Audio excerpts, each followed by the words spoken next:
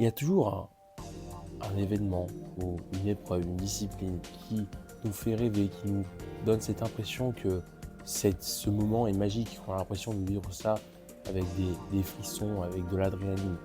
Pour ma part, cet événement qui me donne ces sensations-là, ce sont les 24 heures du Mans. Donc aujourd'hui, on va faire une petite vidéo où je vais un peu vous parler un peu de l'histoire des 24 heures du Mans. On va commencer par parler donc un peu de l'histoire des 24 heures du Mans, donc quand ça a débuté, comment ça marche. On va aussi parler donc de pourquoi c'est aussi important. Et ensuite, je vais vous conclure par mon ressenti, pourquoi j'apprécie autant les 24 heures du Mans. C'est parti et bon visionnage. Alors, il faut savoir que les 24 heures du Mans ont déroulé bien avant quel on en pense. Ça a commencé donc en 1906 et ce qu'on appelait à l'époque, c'était donc ce qui s'appelle aussi maintenant aujourd'hui l'Automobile Club de l'Ouest, avait décidé donc de faire une course automobile en France. Il faut savoir qu'à cette époque, il n'y a pas encore eu de course automobile en France. Donc c'est la naissance de la première course automobile en France. Et cette course va se donc faire donc au Mans, donc au circuit de la Sarthe.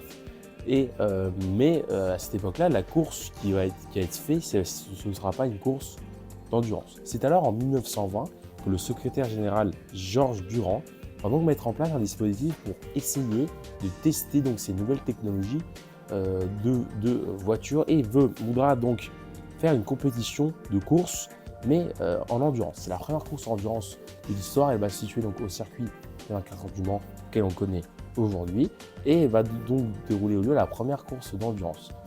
Il faut savoir qu'à cette époque-là, il n'y a pas encore de championnat du monde d'une discipline. Il faudra attendre en 1950 la naissance du championnat du monde de voitures. Fait assez marrant, ça que je ne le savais pas.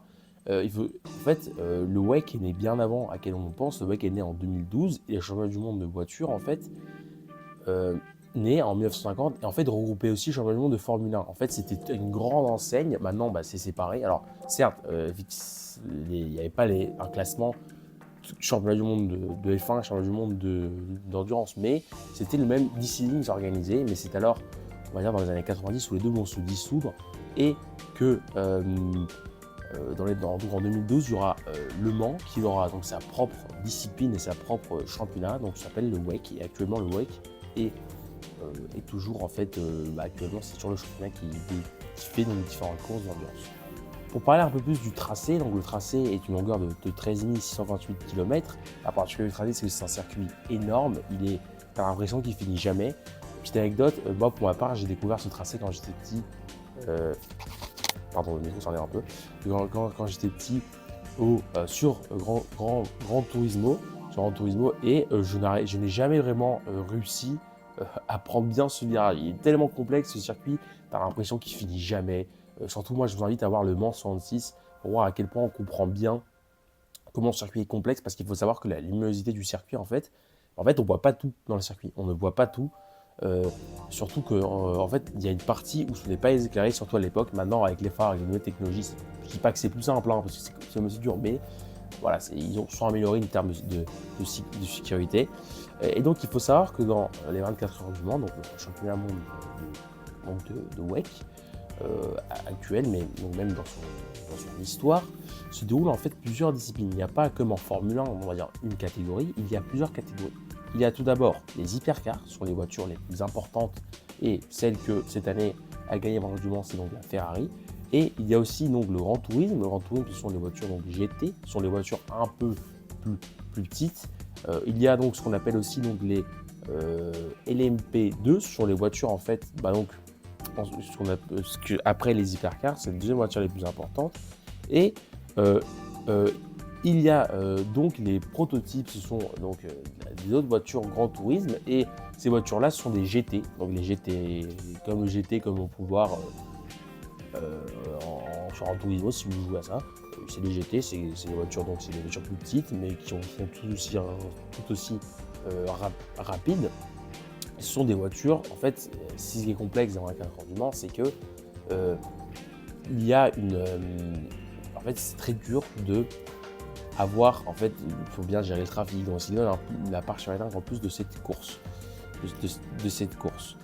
Enfin, en parlant encore plus de l'histoire, le championnat du monde donc, des 24 heures du Mans, donc de WEC, déroule aussi donc d'autres circuits, il n'y a pas que Le Mans, il y a donc des circuits comme les 6 heures de Bahreïn, les 6 heures de Spa, il y a donc les 6 heures de Fuji, il y a il y a un élément qui se situe à Monza, donc il y a plein de circuits très connus qu'on connaît et on va dire ça, on le voit aussi en Formule 1. Donc voilà, le WEC, c'est pas seulement Le Mans, il y a plein d'autres disciplines. Et aussi pour une petite anecdote marrante, mais moi j'ai l'impression que le WEC quand même se démarque plus d'autres et je pense que c'est très intéressant à regarder. Surtout que les courses, alors peut-être c'est plus ennuyant, mais c'est très, voilà, l'aspect visuel est très, très marquant. Moi j'aime beaucoup honnêtement le WEC, donc je vous invite à regarder. Il n'y a pas que Le Mans, il y a aussi Monza, voilà, il y a plein de... Surtout ça coûte pas très cher sur place, donc si vous voulez aller à Monza, allez-y, moi peut-être je serai là, donc je vous dirai bonjour. Le Mans a sans doute aussi été marqué par des duels de légende, des duels qui ont marqué l'histoire du sport. Je suis obligé de le dire, j'ai dit un peu au début, le magique duel Ford versus Ferrari, la victoire de Ford. Donc la première fois que Ferrari a été battu en catégorie, donc en hypercar, et ça a été un duel de légende. Alors moi j'ai vu le film, mais si je pense que les anciens qui connaissent, même plus âgés que moi connaissent, c'est duel incroyable, cette histoire tragique aussi qui a été lue après les 24 heures du Mans. C'est quelque chose quand même, les batailles au Mans, c'est quelque chose d'extraordinaire. On peut aussi parler donc de la domination de Toyota ces dernières années, que maintenant a été interrompue. C'est exceptionnel, voilà, la domination de Toyota. On peut aussi parler des nombreux pilotes de légende qui viennent et qui rêvent de faire les 24 heures du Mans. C'est quelque chose d'extraordinaire. Pour ma part, moi, j'aimerais un jour peut-être conduire sur le circuit de la Sarthe parce que c'est quelque chose d'exceptionnel. Aller conduire sur ce tracé mythique, sur vraiment ce monde de sport auto. C'est vraiment le monde du sport auto, les 24 heures du Mans. C'est quelque chose qui est incroyable, vraiment. J'adore vraiment le Mans. C'est quelque chose vraiment que j'adore. Je suis vraiment, à chaque fois, mon rêve, c'est d'aller au 24 heures du Mans. Enfin, je vais vous dire, bon, pour conclure cette vidéo, vous conclure pourquoi en fait le Mans c'est aussi génial et c'est aussi mythique. Alors le 24 heures du Mans c'est aussi génial parce que il y a l'émotion de faire une course de 24 heures. Je ne l'ai pas dit dans partie historique, mais comme vous pouvez le savoir, qu'il y a 24 heures, il dit aussi que c'est un circuit qui se déroule de nuit. Donc, qui dit de nuit dit qu'il y a une partie de la course qui peut tout basculer. Alors effectivement, il y a quelques années de ça, le Mans a été discuté parce qu'il y avait tout le temps Toyota qui gagnait. Mais ces dernières années, on a vraiment l'impression que le Mans revient. Et je pense que même pour ceux qui peut-être ne suivent pas vraiment le sport auto, le Mans est en train de devenir la course un peu la course qu'on connaît tous maintenant, le vainqueur du Mans, un peu comme Grand Prix de Monaco, Grand Prix de Monza et San Indianapolis, sont des événements qui marquent l'histoire du sport auto. Et ce que j'adore aussi plus du sport auto, c'est ça, c'est l'histoire, c'est l'ADN du...